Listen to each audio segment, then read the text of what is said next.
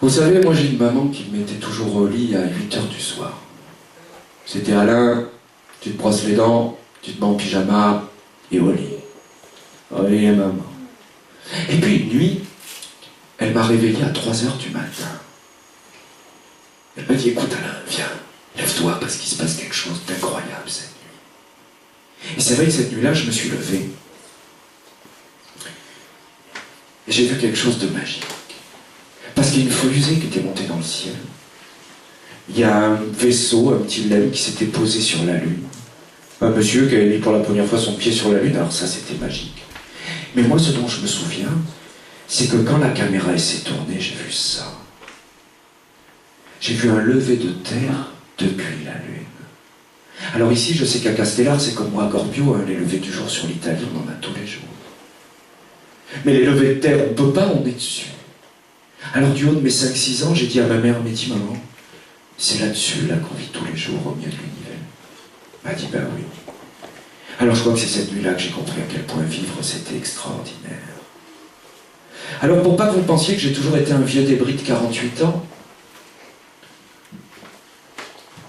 je vous ai mis une photo de moi là, quand j'étais assis comme vous. Ah, à l'époque, je savais pas qu'un jour j'allais écrire des livres, je savais pas que j'allais voyager avec mes histoires. Par contre là, j'avais déjà compris que vivre c'était magique. Et ça s'apprécie tous les jours. Mais alors qu'est-ce qu'on fait pour ça? Alors vous savez, tout à l'heure vous avez vu une photo de mon fils Loris là. Des fois il vient avec moi quand je fais des animations. Et c'est vrai qu'à chaque fois que je parle de Chouchou le petit caillou, je parle d'eau, de rivière, de fleuve. Et vous savez, on peut se passer d'un ordinateur, d'un vidéoprojecteur, on peut se passer de plein de choses. Mais il y a quelque chose dont on ne peut pas se passer, c'est ça. Si on n'a pas ça, fin de l'histoire. Plus d'animaux, plus de végétation, plus d'êtres humains. À dégager tout le monde. Alors moi, avant de vous transformer en héros, je vais vous transformer en demi-héros. Je vais vous demander un service. C'est que je sais qu'ici, souvent, on va se lever les mains, le soir on se brosse les dents, on prend la douche. Et souvent on oublie à quel point ça, c'est vraiment précieux. Et nous, on a de la chance ici. Parce que vous savez, moi, en tant que conteur, j'ai toujours ma bouteille d'eau pour la voix. Ah, j'ai pas couru dans le désert. J'ai pas creusé un puits pour prendre l'eau. Non. Je suis allé au robinet juste là. J'ai fait 5 mètres. Tellement facile. C'est tellement facile qu'on oublie tout ça. Alors, je vous ai mis une petite photo. Parce qu'il y a à peu près un mois, j'étais à Chamonix. Et je suis allé voir la mer de glace. Oh, comme c'est beau la mer de glace. Parce que quand on parle d'eau, on parle toujours d'Afrique, d'Asie, tout ça c'est vrai, il y a des problèmes. Mais vous savez, quand c'est loin les problèmes, des fois les gens, ils réalisent pas tellement. Là, c'est juste dans les Alpes au-dessus. Et le glacier, aujourd'hui, pour aller le voir, il faut prendre un téléphérique, descendre plein de marches. Alors qu'il y a 60 ans, c'est rien 60 ans, il était quasiment à ce niveau-là, le glacier. Et ça, c'est pas à l'autre bout du monde, c'est ici. Alors ce que je vous demanderai, c'est que quand vous allez faire tous ces gestes du quotidien par rapport au robinet, pensez-y, c'est précieux. Voilà. Et puis maintenant, il y a un autre problème, parce que quand on parle de fleuves, c'est toutes ces rivières, ces fleuves qui vont en Méditerranée. Alors on va prendre un petit exemple. Tiens, comment tu t'appelles?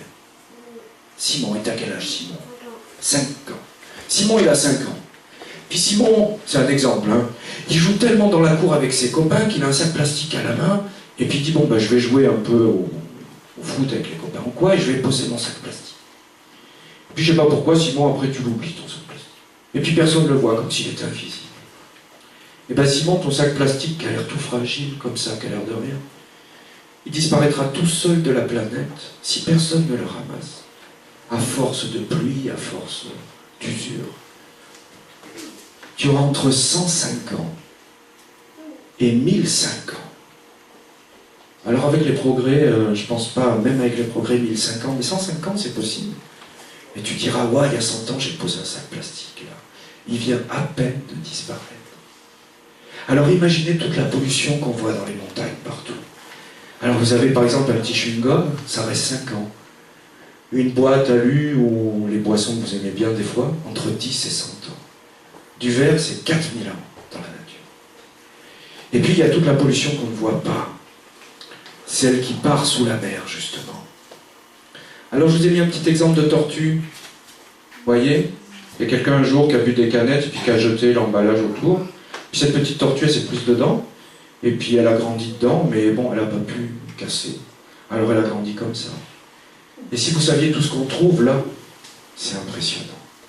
Alors aujourd'hui, on vous apprend à trier vos déchets. Si vous faites attention à l'eau et qu'en plus, vous faites attention à vos déchets, là c'est ce qui reste le temps de durer sous l'eau. Ben alors vous allez devenir comme moi quand je suis un héros de la planète. Et je vous signale que j'ai la photo. Vous voulez voir la photo quand je suis un héros de la planète? Oui. Vous êtes sûr? Oui. Vous allez avoir un choc. Hein. On y va? Oui. Bon, c'est parti. Hein. Allez. Wow.